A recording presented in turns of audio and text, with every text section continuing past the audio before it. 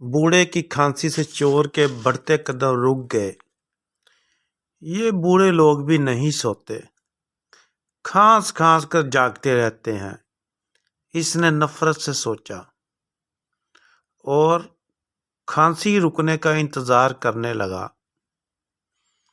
لیکن بوڑھے کی کھانسی لمبی ہو گئی۔ چور کو ڈر تھا کوئی جاگ نہ جائے۔ اسے قدموں کی آواز آئی، وہ پردے کے پیچھے چھپ گیا۔ وہ ایک جوان لڑکی تھی جو بوڑھے کے کمرے میں گئی اور اسے پانی پلا رہی تھی۔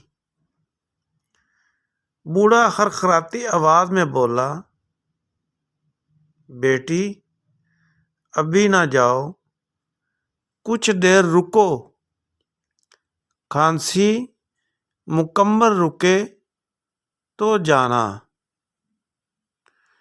چور کو بوڑھے پر بڑا غصہ آیا۔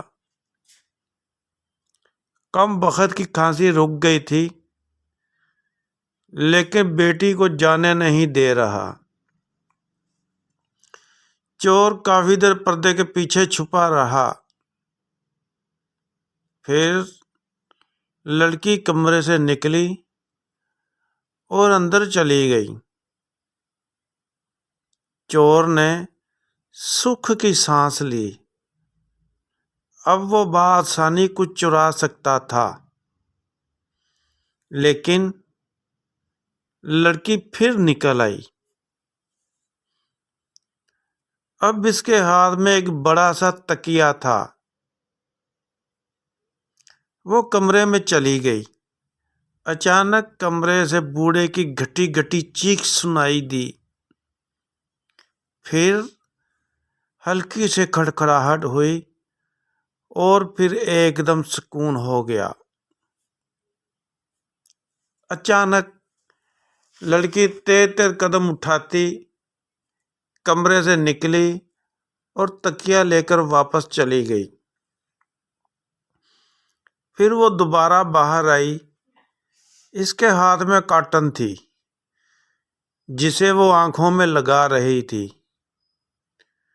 پھر وہ بوڑھے کے کمرے میں گئی اور اونچی آواز میں رونا شروع کر دیا اور چلانے لگی، ابو مر گئے، آنٹی ابو مر گئے۔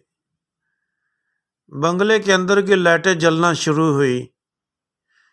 چور گھبرا گیا۔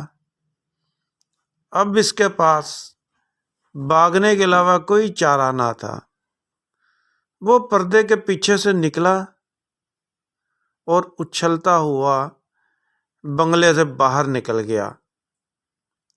اس کا سر گھوم رہا تھا، بوڑھے کو کس آسانی سے اس لڑکی نے قتل کر دیا تھا، لیکن وہ چشمِ دید گواہ ہونے کے باوجود کچھ نہیں کر سکتا تھا کیونکہ اس کا وجود اس وقت اور اس جگہ پر ناجائز تھا۔